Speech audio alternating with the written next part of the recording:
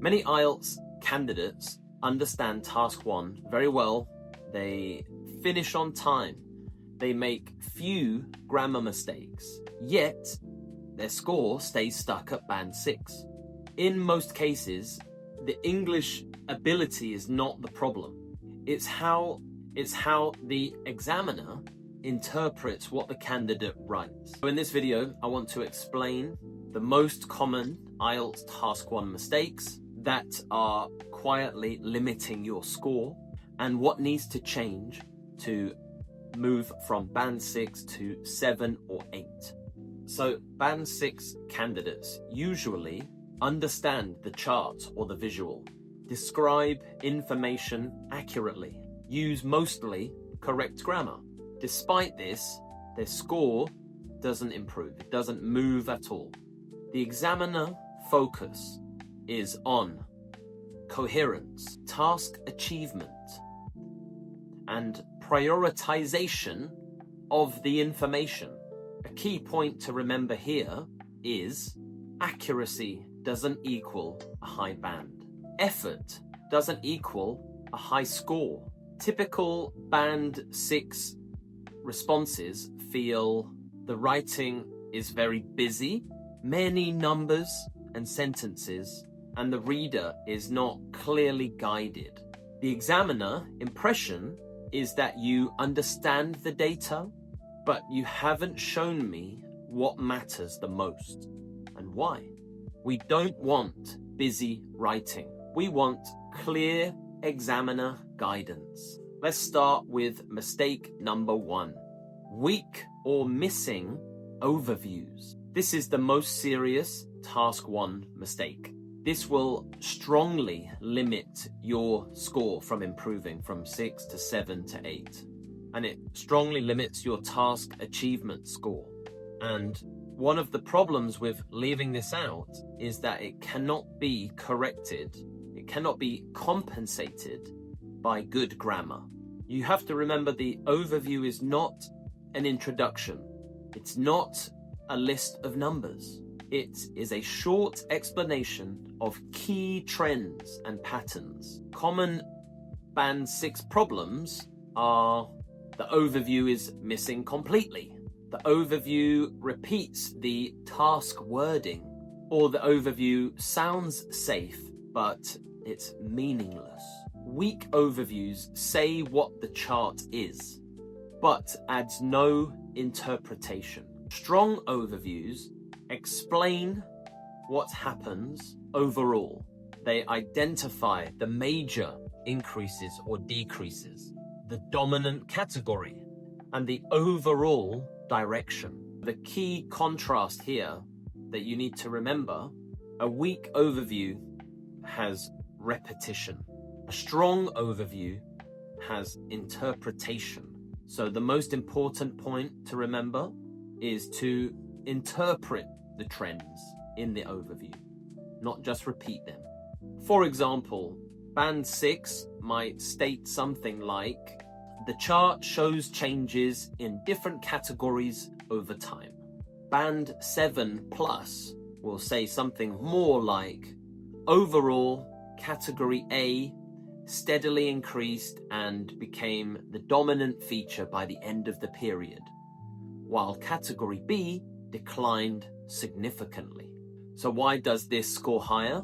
It selects the key features, it shows overall understanding, and it matches the examiner expectation. Mistake number 2 is describing instead of comparing. Another very common band 6 habit.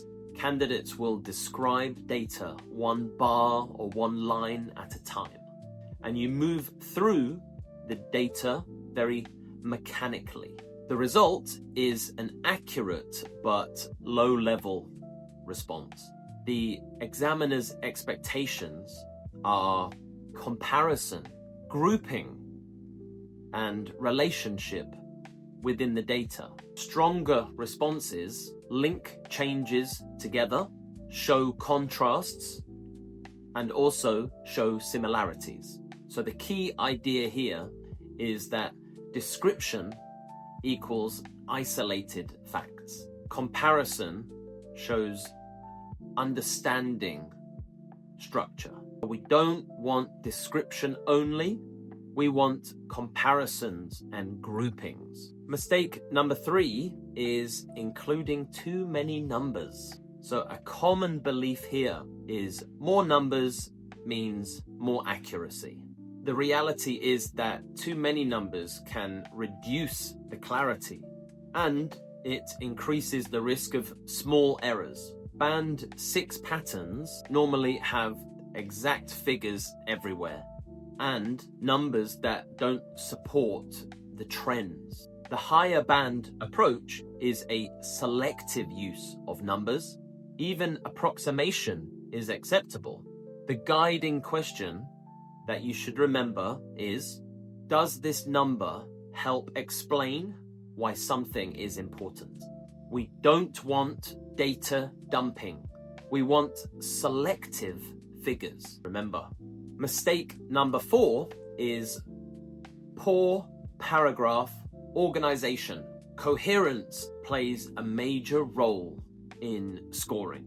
So common band 6 issues: mixing time periods in one paragraph, mixing categories and comparisons, overview comments placed in body paragraphs. The result is that the writing often feels unfocused, and the examiner has to work harder to follow the data. The examiner has to work harder to follow the ideas. The preference of the examiner is clear paragraph roles. There is an introduction, there is an overview, there is comparisons. Clear paragraph roles. So the key message here to remember: simple language plus clear structure equals confident writing. We don't want unclear structure. We want logical paragraph roles. Mistake 5 is memorized or inappropriate language. Very common with prepared candidates. The problem with memorized phrases is that they often sound unnatural and they are often misused. The examiner's reaction is that they will instantly recognize memorized phrases or sentences, and they will penalize it if it's used incorrectly or inappropriately. Stronger language is calm, neutral, task appropriate. A simple test to check this would be to ask yourself, if I read this sentence aloud, does it sound natural? We don't want memorized phrases. We want natural language. Mistake number 6 is poor data selection. Not all data is equally important. Band 6 normally focus on minor fluctuations or visually interesting but unimportant data. The examiner's expectations here are major trends, clear contrasts, significant differences. The important point to remember here is that leaving out or ignoring unimportant data shows good judgment.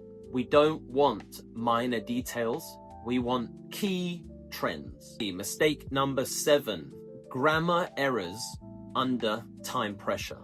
Task 1 is short. Errors can stand out very clearly. Common issues include comparatives, tense consistency, and using articles before numbers or articles with numbers. The cause of these are normally writing too quickly, using grammar that is not fully controlled. Again, the examiner preference here is controlled grammar, accuracy over ambition. So we don't want risky grammar. We want controlled accuracy. Mistake number 8 is treating all task 1 questions the same. There are charts, there are tables, there are comparisons, there are processes, there are maps, treating processes like data points. The result is you will get task achievement penalties. The key point to remember: One size does not fit all here. We need a task-specific approach. Pause for a moment and think about your last task 1 answer. Did your overview actually interpret the data or just repeat it? If it didn't clearly explain what happens overall, that alone is probably limiting your score. To conclude, moving from band 6 to band 8 is very predictable. It's not about longer answers. It's not about complex phrases. It's about clear overviews, careful data selection, logical comparisons, controlled language. All you need to remember, basically, is to align your writing with the examiner's expectations. So if you want to build on this, the full article is linked below in the description, as well as many other Task 1 articles covering maps, processes, comparisons, charts, and much more. These are the next steps if you are serious about moving from 6 to 8 with your IELTS score. And watch out for the next video. I'm going to try and upload 1 per week. Fingers crossed.